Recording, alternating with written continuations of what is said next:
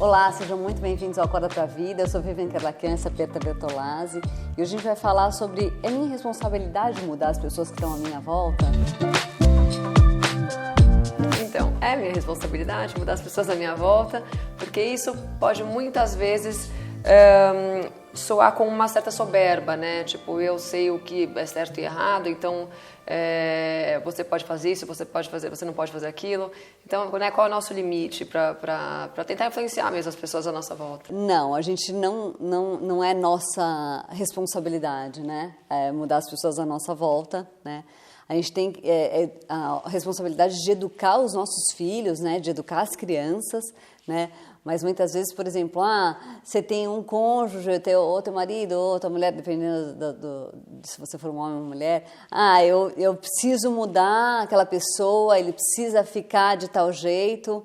E não, a verdade é que a gente não deve tentar mudar o outro, né? A gente pode expor o que a gente sabe da verdade da Bíblia, a gente pode até falar, né, o que a gente sente. Olha, eu gostaria que fosse assim, eu gostaria que fosse assado, mas a gente não deve ficar tentando mudar, tentando forçar, né? Essa mudança, ela deve, na verdade, a gente deve contar com Deus, né? A gente deve orar para que essas mudanças possam ocorrer, né? Mas eu imagino também que, ao mesmo tempo, dependendo da tua idade e do teu grau de hierarquia em determinada situação, por exemplo, você tem uma empresa, você tem um estagiário, então ele está fazendo certas coisas erradas. Então é teu dever também, ao mesmo tempo, explicar para ele qual que é o lado certo, o que é o errado, né, qual que é a conduta certa a ser tomada dentro de uma empresa. Isso também, né, vem um pouco ali do que Deus quer que a gente faça, que é numa posição hierárquica você ensinar os que estão abaixo. Sim, daí isso viria mais como o educar um filho, né? Essa tua posição de educar um filho. Mas quando você está numa posição, porque isso são situações muito específicas, né? Quando a gente está numa situação, como eu falei, uma situação de que a gente está educando, daí realmente a gente tem, né? A gente tem que dar o exemplo, a gente tem que falar, a gente tem que ensinar, né? Essas são nossas obrigações quando a gente está. No caso de um professor, um pai, uma madrasta, um tio também. A gente tem essa até obrigação, né? De educar. Mas e quando a gente está numa situação hierárquica que é igual ou até abaixo do outro, né? A gente deve tentar mudar? Não, a gente deve expor, né, o que a gente acha que é certo, mas também a gente tem que contar muito o coração, né? É engraçado porque já me aconteceu de estar errando numa determinada área na minha vida, aí uma pessoa ter falado para mim, olha, você está errando, você está errada, e eu discordava daquilo, e falava, não, eu acho isso, eu acho aquilo, e depois de um tempo, eu simplesmente mudei de ideia, eu mudei completamente de ideia, e foi muito interessante porque eu percebi claramente que aquelas pessoas estavam orando para que eu mudasse. Olha. E realmente eu acho que a gente deve contar com esse tipo de coisa, né? A gente deve contar, acima de tudo, com o pedir para Deus de coração, né? A gente deve pedir e falar, Senhor, eu já fiz a minha parte, eu já expus o que eu pensava, mas agora faz a tua, né? E se for da tua vontade, muda essa pessoa, né? Muda para que ela possa enxergar a verdade, né? E isso é a coisa mais preciosa que a gente pode fazer.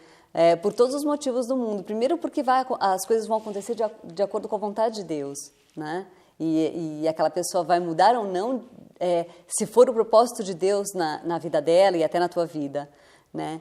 E em segundo porque aquilo vai servir para te edificar, né? Para que você possa mais uma vez se lembrar que você pode contar com Deus, que Deus é todo poderoso, que Ele pode tudo. Né? Então é muito importante isso. Então num relacionamento amoroso, né? No caso de namorados ou no caso de amigos, o certo é você não chegar até essa pessoa e falar, olha, você está errando, tal, e você, né, precisa rever isso. Não, a gente deve até falar, né? E tem situações que a gente precisa até falar. E às vezes a gente fala e não adianta absolutamente nada, né? Porque a gente está tentando mudar, o que falam, né? De fazer na nossa carne, né? E a gente tenta e não consegue, né? E eu acho assim, se você precisa falar aquilo, você fale para a pessoa, mas depois você ora, né? Porque só Deus pode mudar o coração de uma pessoa. E também estamos falando do que a gente considera, do que é certo de acordo com a Bíblia, né? Nós, como evangélicas, a gente tem ali o nosso manual, né? Que é a Bíblia. Sim. Então, mas existem determinadas coisas que você vai falar para uma pessoa que não segue a fé cristã e ela não vai ter esse entendimento, né? Então, sim, é orar para que ela conheça a palavra e aceite a palavra. Às vezes até mesmo sem o entendimento da palavra, Deus faz uma mudança no coração da pessoa, né? Eu acho que muitas vezes esse é um exercício de fé, né? Sim. Que você peça para Deus e que Ele eventualmente, né? Se for o caso, Ele mude a pessoa. A gente tem que saber também que aceitar, né? A gente deve aceitar o que Deus quer, a vontade dele, né? Às vezes a gente quer porque quer. Às vezes você tem um chefe super terrível, que você não gosta do jeito que ele te trata, e você pede para Deus, Deus, muda esse chefe, porque ele está sendo injusto, ele está sendo isso. E Deus permite que aquele chefe continue sendo daquela maneira, porque ele está te forjando, né? Ele está te fazendo uma pessoa mais forte, uma pessoa que... mais humilde, né? Então, às vezes isso é necessário para a nossa vida. Sim. Mas aí falando sobre relacionamento mais, né? Homem e mulher. O que mais tem é mulher chata, né? Que fica pegando no pé, fica falando, não, tá errado, não joga cueca no chão, não joga, você não muda, né? Então, o certo, na verdade, é você ir lá recolher a cuequinha e ficar quieta. Na verdade, assim, não tem nada mais chato, né? Do que você ter uma pessoa o tempo inteiro querendo te mudar, né? Muito desagradável isso para um homem, né? Que eles têm isso no instinto deles, isso é muito pior, porque isso vem com uma falta de admiração da parte da mulher, da esposa dele. Então, é muito ruim, por isso que orar, né? Pelo nosso marido é tão importante, especialmente nas áreas que a gente quer que eles mudem, né?